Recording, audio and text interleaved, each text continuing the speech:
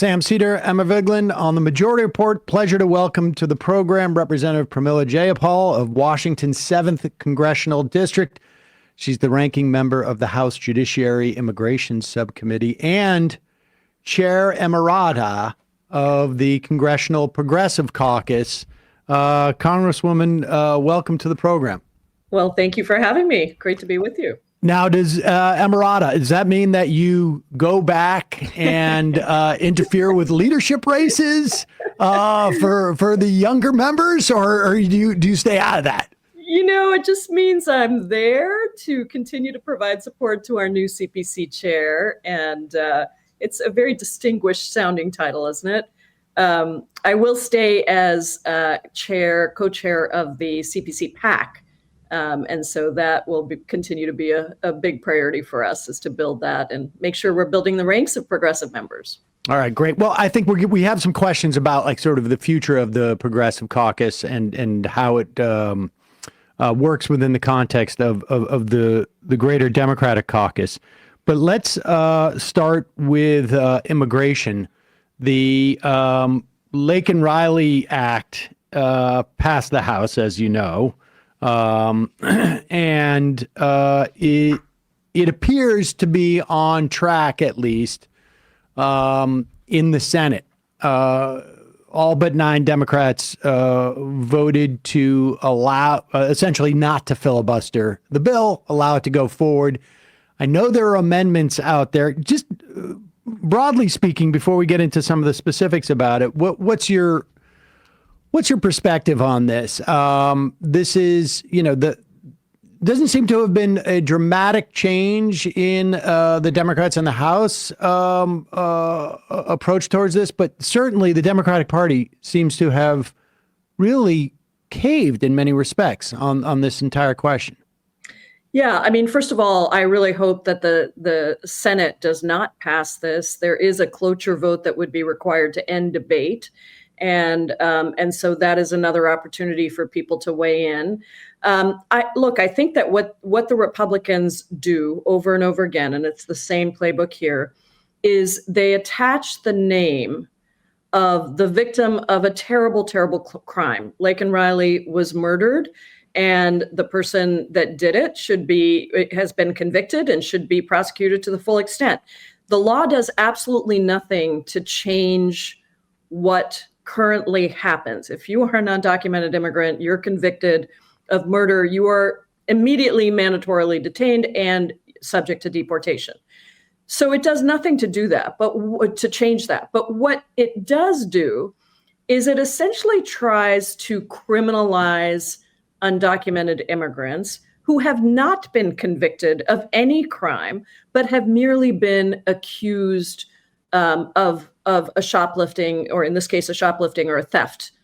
That means that if you are wrongly accused, you still don't get any due process and you are mandatorily detained. This just happened in Georgia, where somebody was accused of a bank robbery, and they found out 10 days later that person was wrongly accused.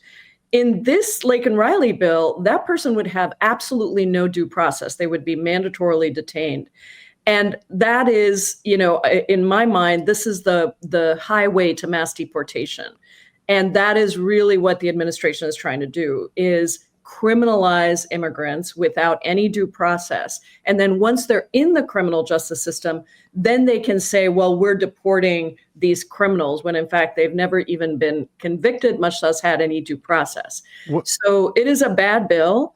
It is the formula that they are going to use over and over again. And I think Democrats have to be clear that, of course, we all believe that if you've committed a heinous crime like that, you should be mandatorily detained. You should be subjected to deportation if you've been convicted of that crime. That is already the law. What we can't do is criminalize huge numbers of people simply because they're accused. Because I'll give you another example. An undocumented farm worker walks into a shop, and the shopkeeper doesn't like the way that person looks, right? Well, and accuses him of that was the nature of the question I was going to ask you. What constitutes an accusation? right? I mean, like, is there a formalization of what constitutes even an accusation in that No. instance? Because I think that, there's a presumption out there. Well, the police have arrested this person, they've caught them red-handed, and the police. But it literally can be. Your neighbor doesn't like you. They stole my dog. And, Exactly. Okay. That's exactly right, Sam. And, that can apply for anything, right? And if you're mandatorily detained, you don't have access to attorneys. You don't necessarily have access to people who are going to help prove that that you are, that you're innocent of what you were accused of. So yes, this affects anybody, and that's why I call it a highway to mass deportation. Speak to us also about the other part of the bill that allows states, presumably the state AGs, to undermine, question all of the immigration or a significant amount of the immigration process by the federal government, because it feels like this is a two-step, right? First step is give ICE sort of blanket authority to just randomly pick up immigrants and begin the deportation process, sort of almost like extrajudicially. Yeah. And then the other step of this is for in the event that you can't actually physically deport quickly, start having camps, presumably in states that are happy to have these camps. I'm thinking of you, Texas. But having the state AGs sort of, don't we have a serious constitutional problem here? Yes. And I said that on the floor, that I think that part of the bill is literally unconstitutional and came down in a Supreme Court decision relatively recently, 8-1 majority, that you cannot, local and state governments cannot preempt federal immigration law. They can't be the ones enforcing immigration law. This gives the Ken Paxtons and the, every other state AG that wants to be a part of the Trump cult and demonize immigrants the ability to override the decisions that ICE makes, that the federal government makes, that we have constitutionally obligated in our federal laws. And that is, unconstitutional. So you're absolutely right. There are two parts to this bill. The first is the mass deportation, mass highway to mass deportation, and the second is unconstitutional. In a larger sense, give me there seems to have been a vacuum coming from the Democrats, frankly, on this entire issue. And I'm thinking in terms of President Biden and whatnot, but we're seeing what appears to be a significant erosion of support for immigrants in the Senate. Give me your perspective on this, because it's as if somewhere around, immigration was used as a sweetener to, the IRA or whatever it was that Biden was looking for at the end of 2023. And it all of a sudden took on a life of its own.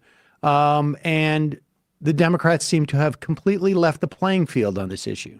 Well, look, I've been critical of my own party for a couple of decades now on immigration, because we have run away from explaining to the American people how broken our current immigration system is and how we know how it should be fixed. It hasn't been modernized or updated in 30 years, Sam. And so it gives a real opportunity to Republicans on the other side to say, everything is bad. Immigrants are a problem. They're a threat to national security. They bring in communicable diseases, all the old tropes that we've heard throughout time.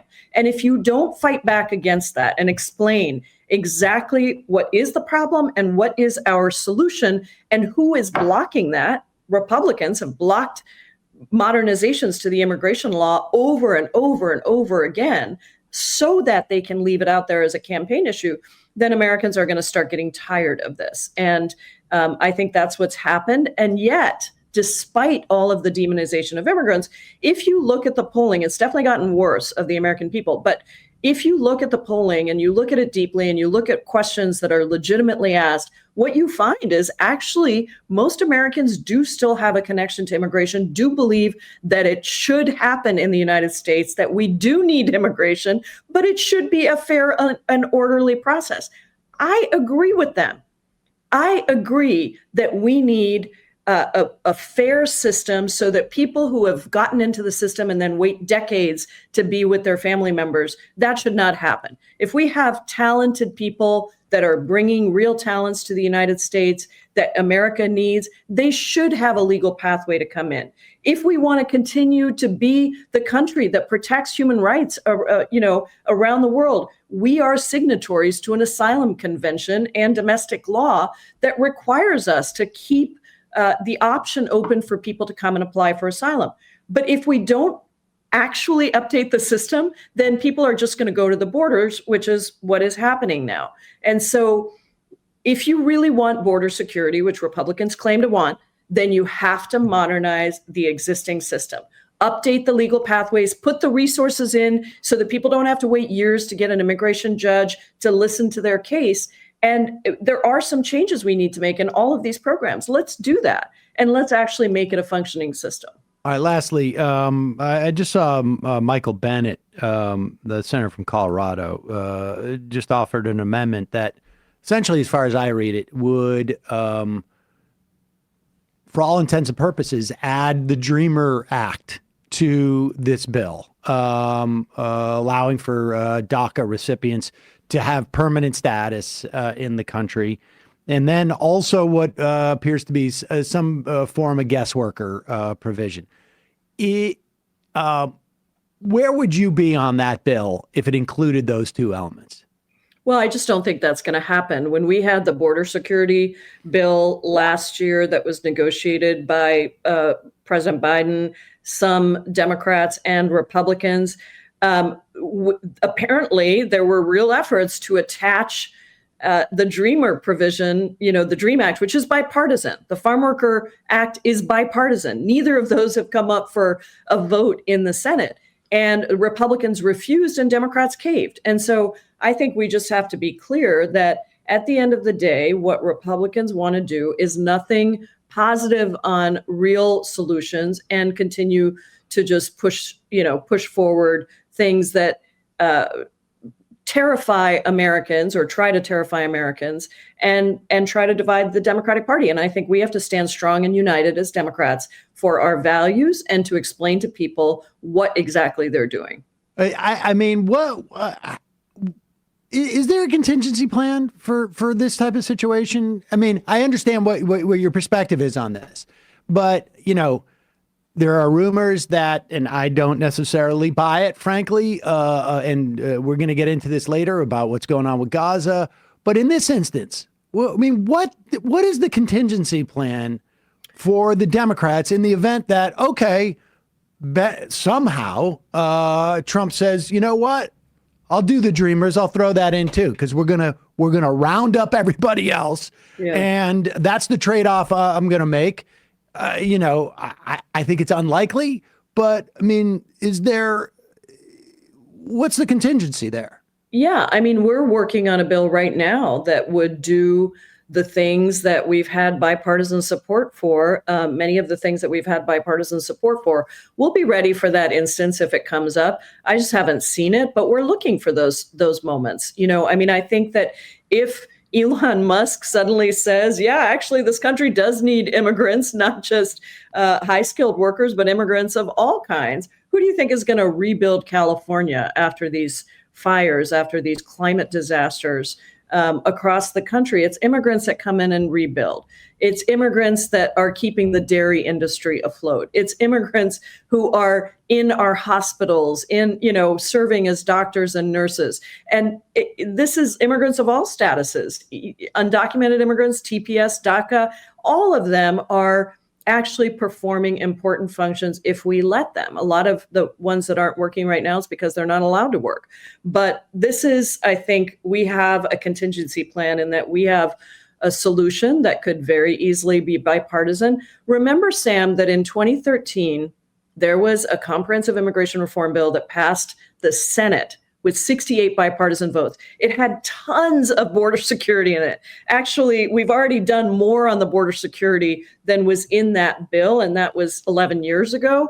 And yet, even with passing with that many votes, it came to the House. John Boehner was the Speaker of the House and did not bring it to the floor for a vote. Why? Because he knew it would pass, and they want to leave this out there. So I'm always open.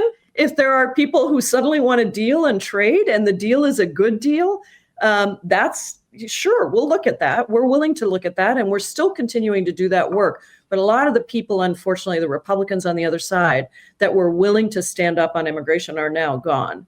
So let's see where this goes. But listen, we're always willing to talk about it and to see if there's really a deal that can be struck. But otherwise, we're going to have to take back the majorities. We're going to have to stay united now, take back the majorities, and then we're going to have to implement a series of changes so we can actually pass this with Democratic votes, because I'm just not convinced that Republicans are going to come around.